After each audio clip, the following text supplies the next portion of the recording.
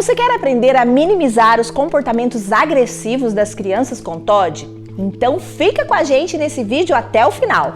Eu sou a Mara Duarte da Costa, mentora aqui do Grupo Rema Educação, e junto com o professor Robson Dias, especialista em neuropsicologia, nós vamos ajudar você a lidar com o comportamento dos seus alunos com TOD em sala de aula. Sabemos que as crianças com o transtorno opositor desafiador têm dificuldades de obedecer e de ter limites. É isso mesmo. E isso acaba afetando o relacionamento com os colegas, tornando tudo muito difícil para elas. Então, nesta aula, nós vamos te ajudar a compreender melhor os sentimentos da criança com TOD. Gostou? A lidar com o comportamento desafiador e quais estratégias práticas você pode usar para dar o suporte adequado. Vem conosco nessa jornada de aprendizado. Aqui temos uma variedade de conteúdos relacionados a esses temas e muitos outros. Então, não deixe de se inscrever e ativar as notificações para se manter sempre atualizado. Aprenda sobre os sentimentos que a criança com TOD tem que lidar e que afetam seus relacionamentos em sala de aula. Parece até redundante dizer que o TOD afeta os sentimentos, né? Porque a gente sabe que essas crianças, via de regra, têm explosões emocionais, que essas crianças acabam provocando os coleguinhas, influenciam as emoções dos outros, mas muitas vezes a gente esquece que neles próprios, às vezes, muitas vezes, as emoções também são complexas de serem entendidas. Então, entender um pouquinho como o sentimento do TOD se processa ajuda a gente a entender como essas crianças lidam em sala de aula e, consequentemente, como que elas trabalham nos seus relacionamentos, enfim, num monte de áreas da vida, de setores da vida. Então, vamos lá, minha gente. TOD, o próprio nome já diz, né? É um transtorno que tem como características oposição e desafio. Por transtorno, a gente fala de uma condição neurobiológica, ou seja, a gente fala de uma maneira como esse cérebro funciona.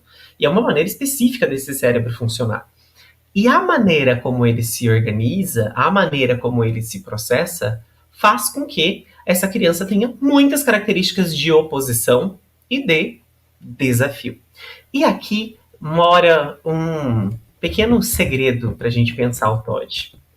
Quando a gente para pensar em crianças com TOD, a gente precisa se lembrar que existe uma grande definição sobre o que ele é, sobre o que ele não é, como ele funciona, como ele não funciona.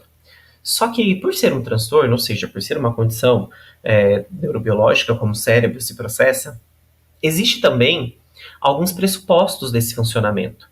Hoje, com o avanço da neurociência, a gente já sabe bastante como esse cérebro se organiza.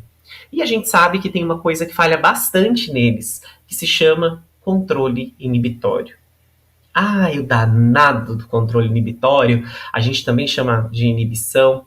O controle inibitório é algo que falha bastante no TOD. E isso faz com que ele tenha muita dificuldade também nas emoções. Mas, se a gente tivesse que pensar numa definição simplista, numa definição reduzida, sintética, seria essa daqui, que é da própria Associação Americana de Psiquiatria. TOD é definido por um padrão frequente e persistente de um humor irritável, irritado, de uma índole vingativa e de um comportamento inapropriado, negativista, desafiador, desobediente em relação a figuras de autoridade. Essa é a definição da Associação Americana de Psiquiatria, tá? Então, é um padrão frequente e persistente, ou seja, é um padrão que sempre tem uma regularidade no processo, na maneira como esse comportamento se apresenta, e também ele é persistente, ou seja, ele dura. Quando eu falo de TOD, eu falo de uma pessoa que tem esse transtorno e que ela vai ter características desse transtorno. Claro que com terapias, claro que com intervenções, claro que com um monte de processos como esses, essa criança consegue aprender a modular os seus comportamentos. Ela aprende a se autorregular em diversas maneiras, mas os comportamentos vão existir, precisa ser terapeutizado. E aqui a gente fala das características maiores, né? Humor irritável e irritado. E o que deixa a gente com humor irritado? Não é exatamente as questões emocionais? Se eu falo de irritabilidade, se eu estou irritado, são as emoções, não são? A gente fica irritado porque as emoções fazem parte de nós. A índole vingativa e o comportamento inapropriado. Dentro do comportamento inapropriado, eu tenho uma série de comportamentos que a gente pode citar. Mas quando eu falo de comportamento, a gente precisa lembrar de uma coisa bem simples. Não tem comportamento sem emoção, assim como não tem emoção sem comportamento. Nós não somos mais divididinhos. Antigamente, muito antigamente, a filosofia separava, né? O ânimos e o corpo e a alma. Então as emoções e a razão eram totalmente simbióticas, eram separadas, né? Hoje nós sabemos que não tem como separar emoção de sentimento. Uma coisa está totalmente atrelada à outra. E se a gente separa os dois, o que acontece? Você é puro comportamento? Pensa aqui comigo um pouquinho. Vocês são puramente comportamentais? Vocês não sentem a emoção, não processam a emoção? Do outro lado, vocês são pura emoção? A emoção não atrapalha o comportamento de vocês? Impossível, né? Nós somos os dois. Nós temos emoções e sentimentos, e eles se cruzam, eles se chocam o tempo todo. No Todd não seria diferente. O Todd vai apresentar características emocionais que, consequentemente, vão influenciar no seu comportamento. Imagina uma criança que está no ápice da sua irritação, no ápice de uma raiva, por exemplo, e tem uma crise. E quem trabalha com crianças com Todd já sabe, essas crianças apresentam crises regularmente. E o que é uma crise? Uma crise é um momento que ela está com tanta raiva, são tantos sentimentos acumulados que ela sai do contato com a realidade. Ela sai de si. Isso atrapalha o quê? O comportamento. Então, comportamento e emoção aqui vão andar de mãozinhas dadas. Não tem como separar. Por isso, entender emoção e sentimento é muito importante. Quem que colocou ali? Maria Eduarda, você pode falar do controle inibitório de novo? Eu vou falar, tá? Calma que eu vou chegar lá, a gente vai explicar bem melhor esse controle inibitório aí. Então, quando a gente pensa em crianças com TOD, todas as vezes que eu vou conversar com professores, que eu vou conversar com pais, que eu vou conversar com colegas, que eu vou conversar com pessoas que estão aprendendo sobre, enfim, eu pergunto para eles o que vocês entendem por TOD. E a lista de adjetivos, se é que a gente pode chamar de adjetivo para TOD, é muito grande. Vou dar alguns exemplos para vocês de tudo que eu já escutei na minha vida, tá? Que ele é brigão, que ele é mandão, parece um reizinho, que ele é imperador, que ele é mal educado, que ele é sem educação, que ele é sem limite, que ele é descontrolado. E aí vocês podem imaginar tudo que vocês já viram. A criança com TOD recebe muitos rótulos. E a maioria dos rótulos aqui acabam falando do comportamento. Mas esse comportamento desse rótulo está intimamente associado a quê? As suas emoções. Se não tiver emoção no caminho, muitos dos nossos comportamentos não vão existir. Querem um exemplo bem prático de como o nosso comportamento não existe por causa de algumas emoções? Imagina que você fica muito irritado com seu chefe. Isso influencia seu comportamento ou não? Você fica muito irritado com seu marido, com a sua esposa.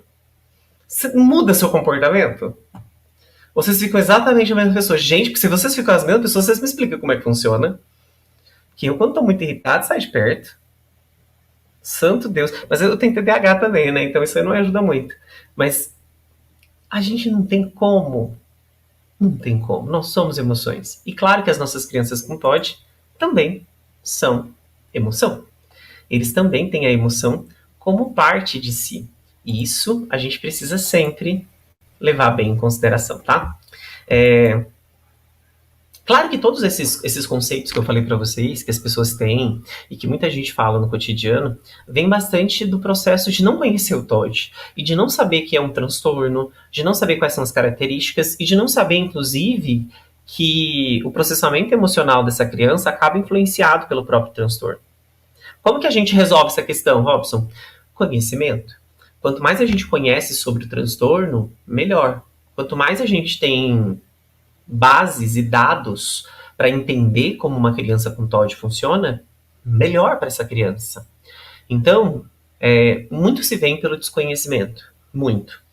Eu sei que você está por aqui hoje e tem muita questão que envolve o transtorno opositor desafiador. Muita questão. Então, conhecer, estudar e entender vai te ajudar muito.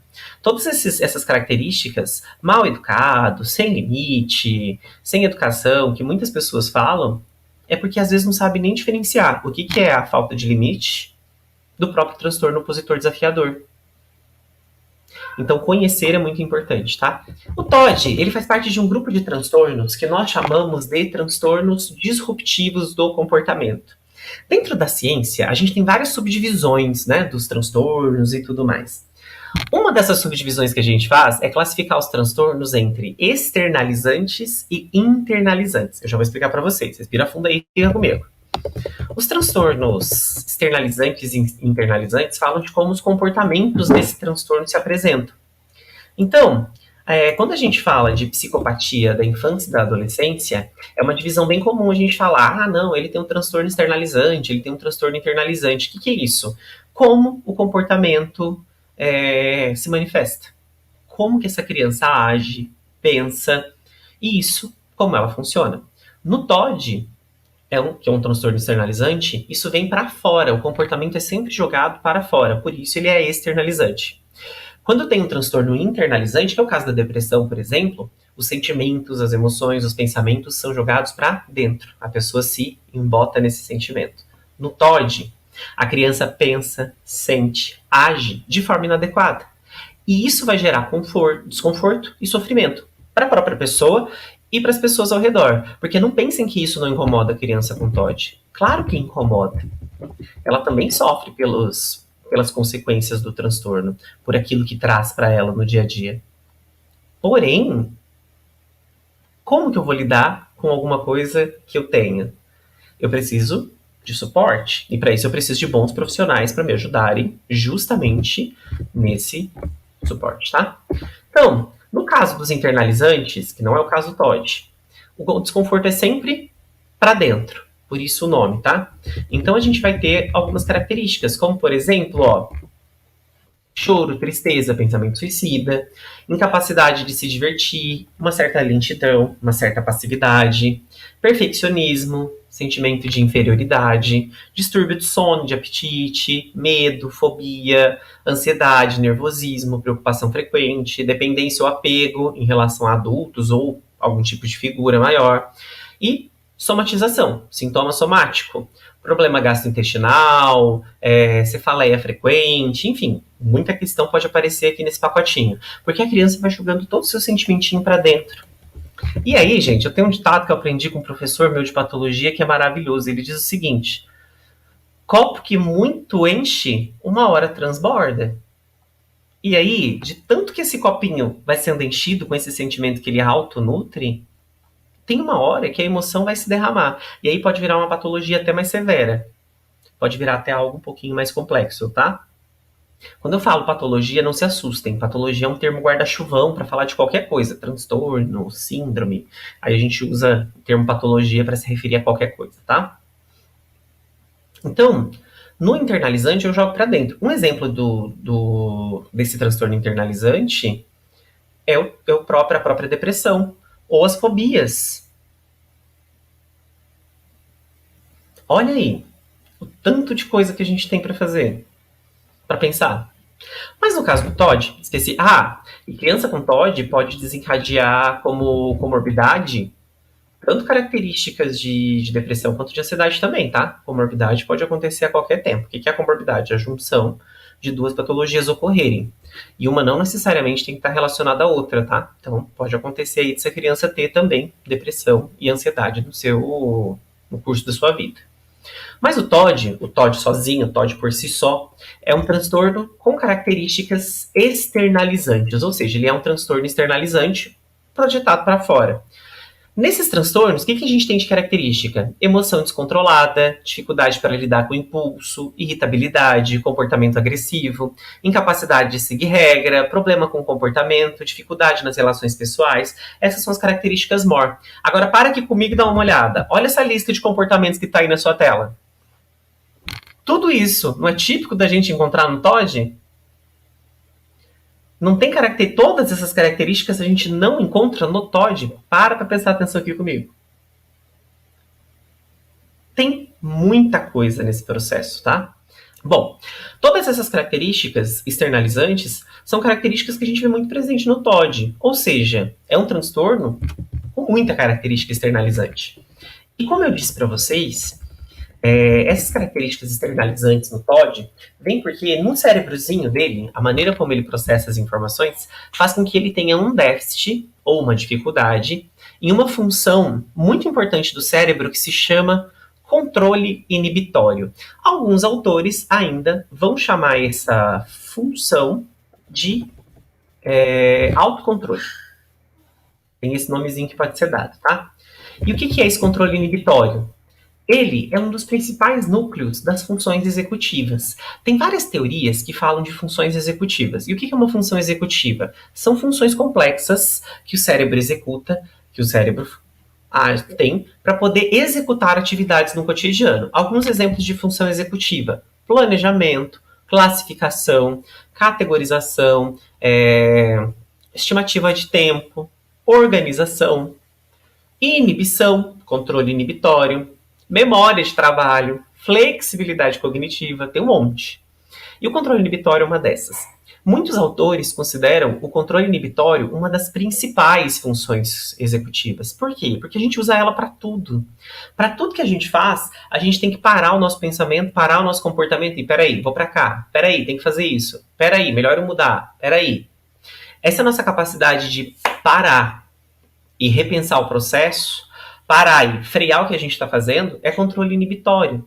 Então, o que é isso? É a nossa capacidade de controlar a nossa atenção, o nosso comportamento, os nossos pensamentos e as nossas emoções para anular uma predisposição interna ou uma forte predisposição para ser atraído para coisas externas e para a gente fazer o que é apropriado ou necessário. Ou seja, é a nossa capacidade de frear os nossos impulsos, desejos, pensamentos para fazer aquilo que eu preciso fazer no meu cotidiano. Sabe quando a gente leva uma fechada de trânsito? Não sei se já aconteceu com vocês. Sabe quando você sofre uma bela de uma freada no trânsito, uma bela fechada no trânsito? E aí, sua vontade é de dar um belo de um grito com o cara que te fechou no trânsito? E aí, a hora que você vai gritar, você fala, mas ele tá lá com o vidro fechado, nem adianta. Isso é controle inibitório. Seu cérebro fala assim, querida, vai ficar resmungando pra quem? O bichinho não vai nem ouvir, vai ficar gritando aí à toa.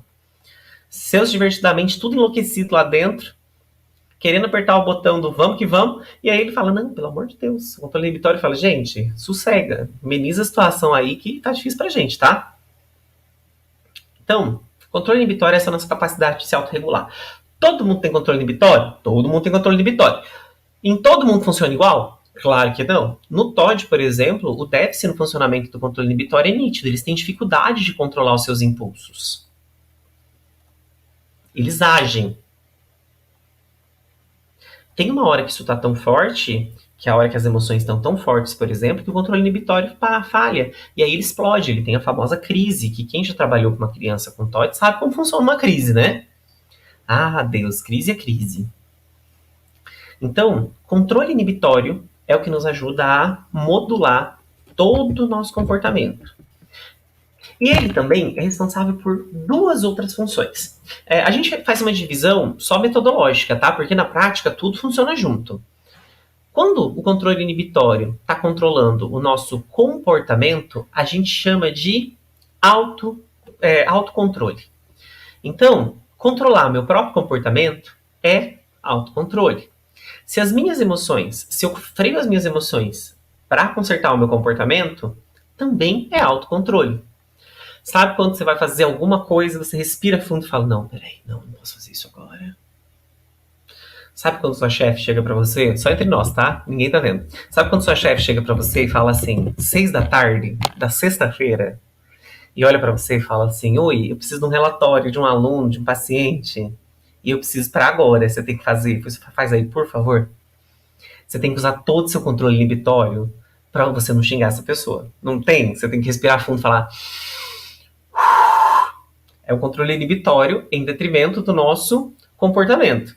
Aí o nosso controle inibitório usa tudo quanto é artifício pra gente, né? Ele fala assim, querida, você precisa desse trabalho, querido, ó os boletos. E aí a gente se controla. Então, isso é autocontrole, tá? No autocontrole também, ele significa que a gente resiste às tentações. Autocontrole é não agir de forma impulsiva, é não agir com impulsividade. Se vocês conseguem, a gente está usando o controle inibitório. Uma outra função importante aí, que faz parte do controle inibitório, é a autorregulação. Autorregulação é a minha capacidade de controlar a minha excitação emocional, a minha motivação, a minha excitação cognitiva, ou seja, a regulação das minhas emoções. Então, quando eu consigo regular minhas emoções, quando eu consigo controlar minha ansiedade, quando eu consigo não ficar muito ansioso com alguma coisa, quando eu consigo não ficar eufórico demais, quando eu regulo a maneira como eu vou reagir a alguma coisa, isso é autorregulação. Então, para ficar bem prático de vocês entenderem, como que a gente divide isso na prática? No controle inibitório, quando é controle de comportamento, a gente chama de autocontrole. Quando é controle de emoções, a gente chama de autorregulação. Lembra que na prática não tem divisão. Por quê, Robson? Porque comportamento e emoção andam de mãos dadas o tempo todo. Não tem como separar uma coisa da outra, infelizmente, tá? A gente queria? A gente queria. Tem como? Aí não tem, sinto muito. Então, não tem como separar, vamos precisar lidar com esse trem desse jeito mesmo. Então, o que falha numa pessoa com TOD, que falha bastante, é justamente esse controle inibitório. Uma das coisas que mais falha. Ou seja, essa dificuldade de regular suas emoções e o seu comportamento.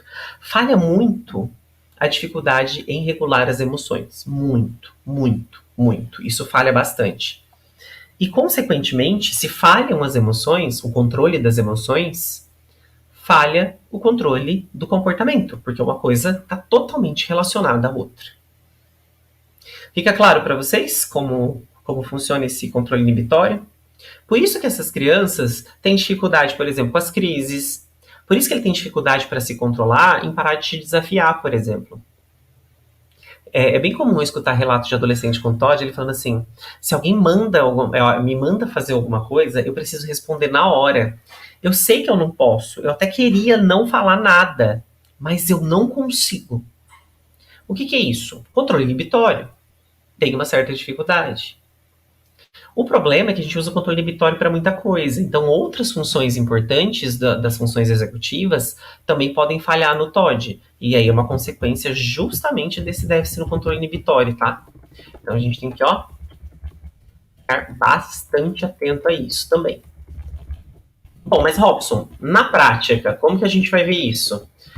Como que eu vou ver isso lá na minha sala de aula? Como que isso vai ficar evidente? Assim, A gente vai ver a consequência dessa desregulação emocional bastante em sala de aula. E aqui eu preciso fazer um adendo, que é o seguinte.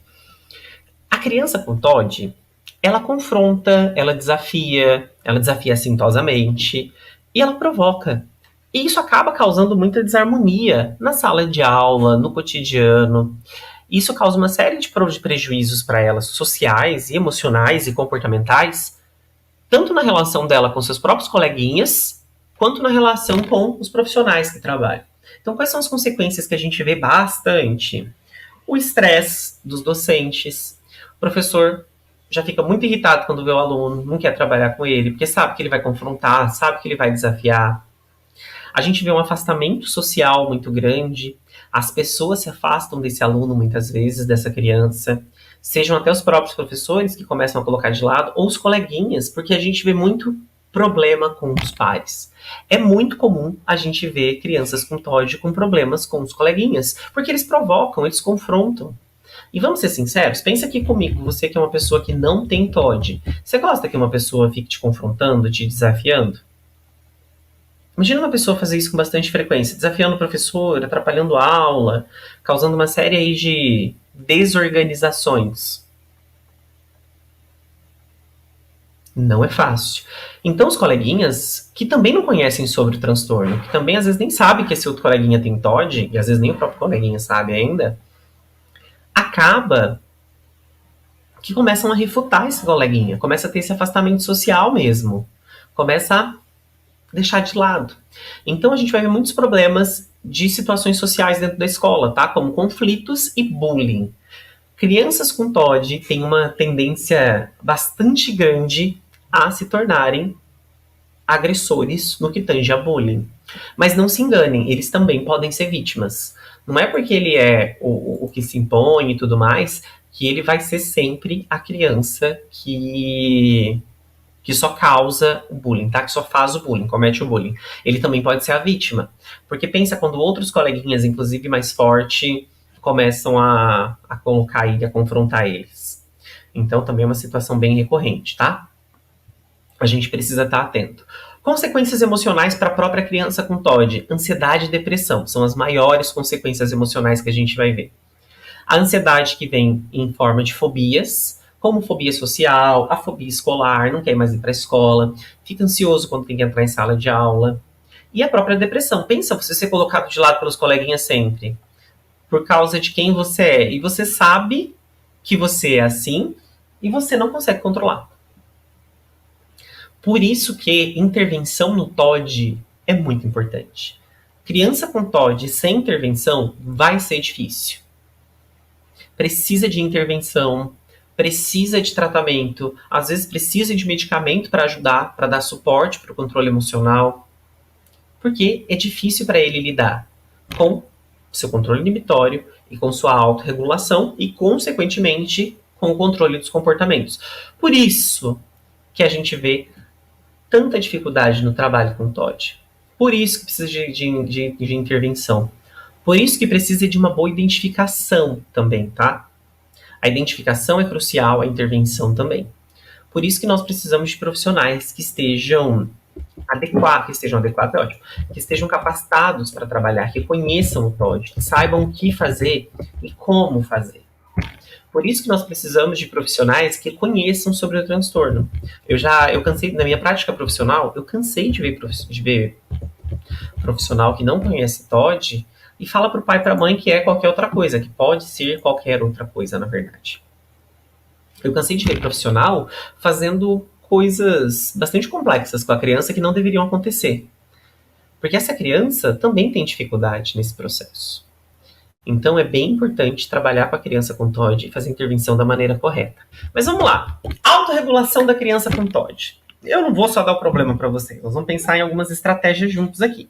Claro que a gente vai pensar num espaço micro, tá? Precisa trabalhar muito mais, precisa ter outras demandas. Então bora lá. TOD, 7 dicas e estratégias. Vamos começar direto na primeira. A primeira estratégia para a gente aprender, para a gente ajudar uma criança a se autorregular, é conhecer os padrões de comportamento que essa criança ou esse adolescente tem. Essas dicas valem tanto para casa quanto para a escola, tá? Para o consultório, dá para a gente utilizar em vários ambientes. Primeiro de tudo, observa aonde que os comportamentos mais complexos da criança aparecem, especialmente as explosões de raiva. Presta atenção onde aparece e quando aparece. Vai documentando isso. E aí, com o tempo, você descobre quais são as características dessa explosão. Ah, tem alguma coisa que dispara? Tem alguma coisa que não dispara? O que está acontecendo? Então, quando a gente consegue conhecer os padrões, a gente consegue fazer intervenção com mais assertividade. Mas precisa conhecer os padrões, tá? Então, primeiro a gente identifica quais são os comportamentos mais complexos. Depois, a gente conhece como esse comportamento acontece, quais são as motivações, quais são os interesses, por que acontece, em que momento, enfim. E aí sim a gente atua. Tentar fazer qualquer tipo de intervenção sobre uma criança com TOD, sem conhecer sobre TOD, sobre intervenção e sobre o porquê daquele comportamento está existindo, pode ser um tiro no escuro. Então, é bem importante conhecer, analisar, tá? É bem importante saber como a criança funciona. E isso é um primeiro grande passo. Quando a gente vai fazer a intervenção, precisa parar e analisar. Senão, vai ser difícil. Segunda dica. Mantenha a calma.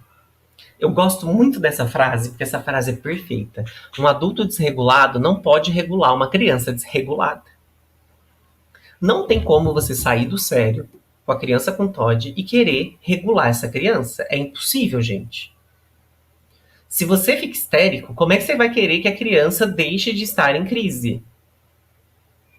Não tem como. Eu preciso estar calmo Eu preciso estar regulado para ajudar uma criança a se regular. Senão vai ser muito difícil. Vai ser muito difícil para todo mundo, né? Eu, vocês e o resto do Brasil. Então, a gente precisa tomar esse cuidado, manter a calma. Uma pessoa desregulada não regula uma criança desregulada. E isso é a máxima. Vocês precisam lembrar que nós temos um negocinho chamado neurônios espelho. Vocês conhecem os neurônios espelho? Eles são uns fofos, uns lindos. Essa é uma das descobertas mais importantes da última década da neurociência e ela está muito ligada à visão e movimento. Os neurônios espelhos, eles permitem que a gente tenha aprendizado por repetição, por imitação. Então, quando a gente observa ou vê uma pessoa fazendo alguma coisa, a nossa tendência é repetir esse comportamento. Você já ficou calmo quando você estava muito irritado com alguma coisa e uma pessoa ficou muito calma perto de você e te acalmou? E a pessoa muito calma, você falou, nossa, é isso. Já passaram por isso, uma situação assim? Isso é neurônio espelho. Neurônio espelho é a nossa capacidade de copiar o comportamento do outro. Esses neurônios se ativam. E aí a gente reproduz comportamento. Agora vem cá. Uma criança que tá lá, desregulada, você se desregula também. Você acha que vai dar certo? Não vai, gente. Vai não. Vai ficar difícil pra caramba. Difícil pra eu, pra tu, pra todo mundo. Então, por isso, lembra. Se autorregula. Gente, vocês têm que lembrar também de outra coisa. O adulto é você. Agora vem a hora da bronca, né? A pessoa seja toda fofa e depois ele vem a bronca. O adulto da relação é você. Então, pelo amor de Deus, sejam adultos. Lembra, respira fundo e vai lá, tá? Pensando ainda para manter a calma. Para você manter a calma e para ajudar a criança a manter a calma, quero dar essa sugestão de material. Eu tentei achar o meu aqui para mostrar para vocês, mas eu não achei. Sabe essas caixinhas, que são caixinhas com cartinhas, que eles chamam de livro-caixas? Eu coloquei até para vocês a referência, ó, da Juliana Carreiro. Se chama Inspira, Expira, Não Pira, 40 exercícios de respiração e relaxamento para crianças. É de 2021, da Matrix Editora. É um livro caixa que cada cardzinho ensina uma técnica de respiração para você relaxar. Olha que incrível. Uma que tem nesse livro caixa que eu gosto bastante é o da bexiga. Você pode encher uma bexiga, você deita e você olha a bexiga subindo e descendo na sua barriga. Isso ajuda a relaxar. Tem várias ideias diferentes. Então, usa técnicas de relaxamento, usa técnicas de respiração. Aprende a respirar, adulto. Então, aprende a respirar. Respira lentamente. Solta lentamente. Oxigênio esse cérebro. E aí, minha gente, tudo vai dar certo, tá? Mas mantém sua calma. Se você não manter a calma, vai ser bem difícil. Lembra disso. Agora vocês vão ficar lembrando disso na minha voz e quando na cabeça de vocês. Mantenha calma, mantenha calma, mantenha calma. Dica 3. Use uma palavra código. Esse é para quando você trabalha com uma criança em específico, com TOD, ele é bem legal. É um sinal privado que você pode usar para fazer o adolescente ou a criança se acalmar. Ele até pode usar esse código para dizer que ele está ficando irritado com o tempo. E aí, você pode utilizar para te facilitar no processo. A criança, quando ela está no processo de desregulação, às vezes ela não percebe que ela está se desregulando. Então, quando você usa uma palavra código, isso ajuda ela a entender que, peraí, eu estou me desregulando. E às vezes, quando uma criança se desregula, a gente tem o costume de fazer uma coisa muito chata. Às vezes que é assim, Pedrinho, você tá ficando bravo, tá ficando irritado, já começou de novo. E aí a gente começa a bombardear essa criança com briga e isso vai inflando ainda mais essa raiva que ela tá sentindo. Daí, para um limite emocional, é muito fácil. Para uma explosão é muito fácil, não precisa nem ter TOD. Tô falando de uma criança qualquer. Imagina uma criança com TOD. Então, usa uma palavra código. Aqui no consultório, eu nem falei para vocês no começo, né? Eu sou psicólogo de formação e aqui no consultório eu gosto muito de trabalhar com palavra código, especialmente com as crianças com TOD. Então, quando as crianças estão se desregulando, ao invés de falar para elas, olha, você está se desregulando, a gente criou uma brincadeira chamada morango raivoso. Porque eu explico para eles que quando eles ficam com muita raiva, eles ficam com o rostinho todo vermelho, parecendo um morango. E aí eu mostro essas imagens de moranguinhos raivosos para eles. E aí eu falo para eles, olha, quando você estiver ficando muito bravo, ao invés de eu ficar brigando com você, eu vou só olhar para você e vou falar, morango raivoso. E aí ele sabe que é o momento que ele está se desregulando. No começo dá um trabalhinho, até eles entenderem. Mas depois, o morango raivoso vira uma sensação. Depois que eles aprendem, acaba a briga. E aí a gente olha para ele, a hora que seu aluno tá ficando nervoso, seu paciente tá ficando nervoso, seu filho tá ficando nervoso, você olha para ele e fala: "Ah, morango raivoso!" E aí, até quebra um pouco do gelo, né? Ih, morango raivoso! E aí ele já vai lembrar da história e...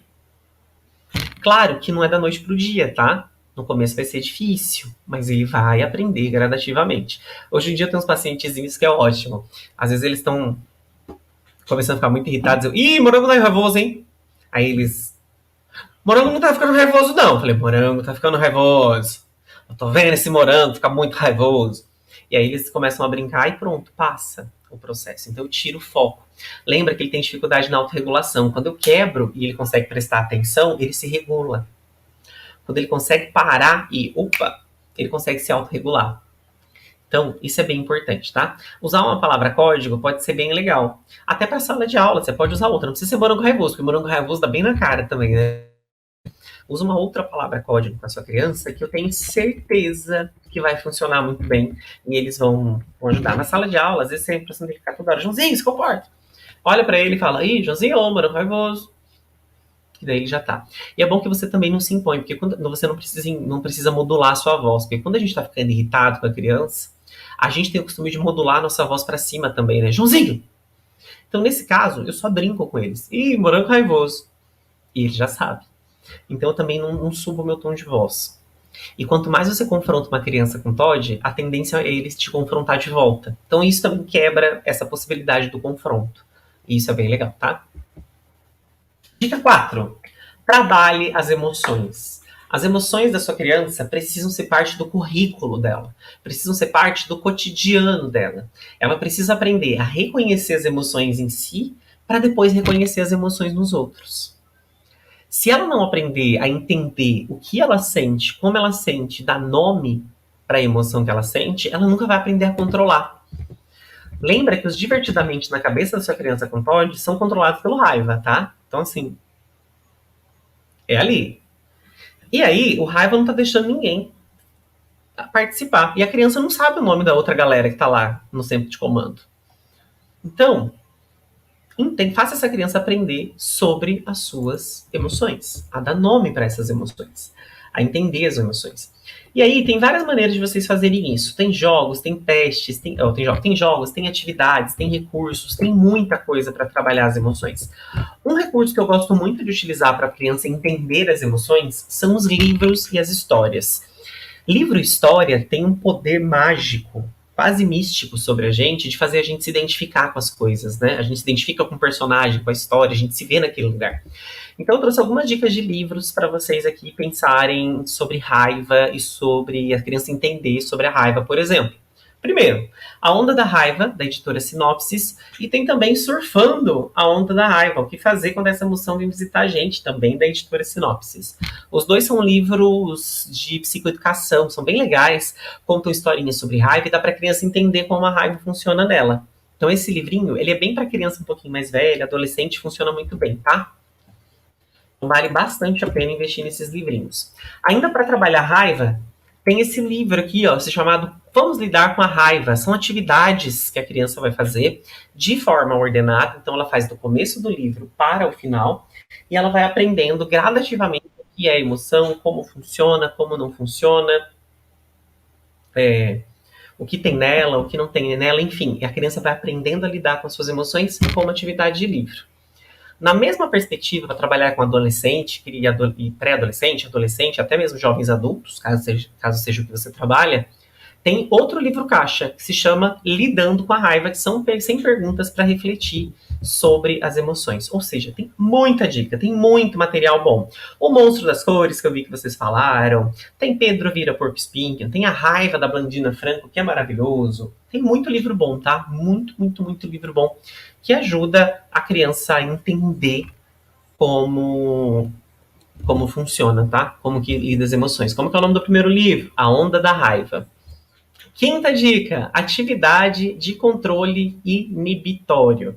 Não fale o controle inibitório na criança, como a gente falou. Então, a gente precisa estimular esse controle inibitório para que ele aprenda a regular essa função que está em déficit para ele. Como que a gente vai fazer isso? Usando jogos e atividades, por exemplo, que funcionam super bem. Em jogo, atividade do dia a dia, o controle inibitório é muito estimulado. Vou dar algumas dicas, tá? A primeira dica é este aplicativo, que tem tanto para Android quanto para iOS, que se chama Guacamole. Desse jeito que está escrito aqui na tela mesmo. Gwakkamole. É da Universidade de Nova York. É um jogo, tá? É um jogo desenvolvido pela Universidade de Nova York, que ele foi desenvolvido especificamente para treinar controle inibitório. Então, quer trabalhar controle inibitório? Esse material, feito por cientistas, gente, maravilhoso, maravilhoso. E gratuito, gratuito. Então, vocês não perdem essa oportunidade, não. Para quem é pai, para quem é mãe, criança adora tecnologia. Para quem é terapeuta, psicopedagogo, neuropsicopedagogo, manda brasa, tá? Manda brasa. Guacamole é super, super, super legal. É um livro que, olha, é um material que vale realmente a pena vocês baixarem. E jogos. Sabe um jogo que é maravilhoso, que trabalha muito controle inibitório, vocês nem percebem? Uno. Olha aí na telinha de vocês. Sabe esse Uno de cartinha que a gente joga? Ele trabalha muito do controle inibitório. Por quê? Porque a criança tem que esperar a vez do outro. Ela tem que mudar aquilo que ela está pensando. Todos os jogos e atividades que eu tenho que esperar a vez do outro ajuda a trabalhar o controle inibitório, tá? Que trabalha uma vez cada um jogando. A amarelinha trabalha muito controle inibitório. Então, tudo que me faz esperar um pouco, trabalha o controle inibitório. Outras duas dicas são o Color Addict, que é da Copag. Ele é um joguinho de controle inibitório mesmo. Ele é bem legal para trabalhar. Ele trabalha com cores e palavras. Então, a criança tem que estar alfabetizada já. Mas ele é sensacional. Trabalha muito dessa inibição e desse controle inibitório. Antigamente ele vinha numa caixa gigantesca, eu tenho desse até hoje aqui em casa. Agora ele vem numa caixinha tipo a do Uno mesmo. Vale muito a pena, tá? É bem interessante, é um jogo bem legal. E tem o Ponha-se no Meu Lugar, que é um livro caixa também, com perguntinhas que fazem a criança pensar sobre alguns objetos e entender sobre empatia e esperar a se colocar no lugar do outro. Também é um material que vale bastante a pena e trabalha bastante dessas emoções, tá? Vale bem o recomendado. Desenhar com a criança sobre o que ela está pensando, sobre o que ela está sentindo, brincadeira, história em quadrinho, trabalhar antes e depois, falar dos sentimentos, escrever sobre os sentimentos, ou seja, falar ou escrever, se expressar e expressar aquilo que está sentindo. Com certeza essa é uma estratégia genial, que vale muito a pena. É bem legal mesmo. E a criança bota pra fora. Vou dar uma dica pra vocês de como fazer isso, tá? Essa é uma dica de um livro chamado Diário das Emoções, de uma autora chamada Ana Llenas, que eu gosto muito. É a mesma autora do Monstro das Cores, que eu vi que vocês falam do Monstro das Cores aí. É da mesmíssima autora, tá? Diário das Emoções. É um livro de atividades gráficas para vocês trabalharem as emoções, tá? Pode voltar o slide. Ele é um livro que é dividido em 5 emoções, tá? Trabalha alegria, tristeza, raiva, medo e calma. Nos exercícios de raiva, são bem legais, ela tem essa dica aqui. É mais ou menos essa dica, tá? Eu dei uma adaptada aqui pra gente. Pega uma imagem de um pote de vidro como esse, é uma foto, tá? Impressa, em preto e branco mesmo. E a criança vai escrever dentro dele, pintar, desenhar, fazer o que quiser. Ela vai projetar a sua raiva. Ela pode escrever, ela pode pintar. A gente pode pedir para ela fazer tudo isso com vermelho, por exemplo. E aí ela pode escrever o que sente, enfim, alguma coisa. Depois a gente vai pedir para ela fechar esse pote. E aí a gente pode colar, pintar, desenhar, passar fita adesiva, fazer qualquer coisa para tampar esse pote. E aí ela tranca a raiva dela e a gente trabalha nessa perspectiva. Esse livro é todo assim, tá? Ele vai trabalhando desse jeito. É um livro muito legal e muito baratinho também. É um livro baratinho. A gente gosta de livro baratinho, né? Que vale bastante a pena conhecer. Dá uma pesquisadinha na internet pelo nome que tá aqui embaixo, ó. Diário das Emoções. Ana Llenas. É um livro maravilhoso. Na hora da crise, gente, não tem o que ser feito. Na hora da crise, é uma crise. Você já teve uma crise de raiva alguma vez na vida? É uma crise. O que a gente pode fazer é uma técnica chamada time out, ou tempo fora.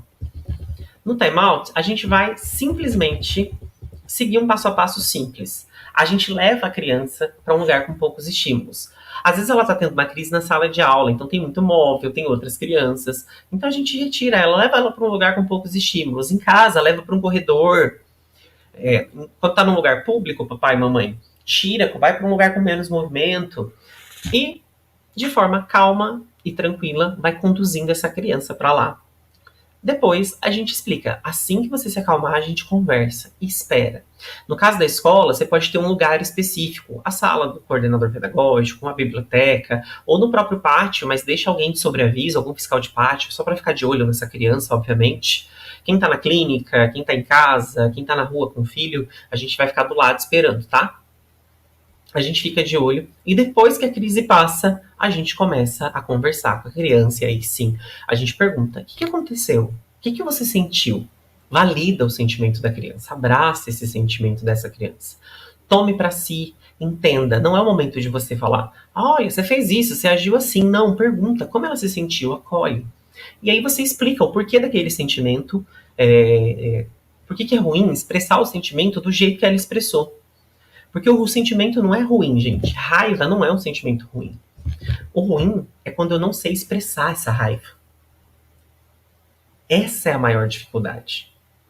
Então, explica para a criança, vai que vai dar tudo certo.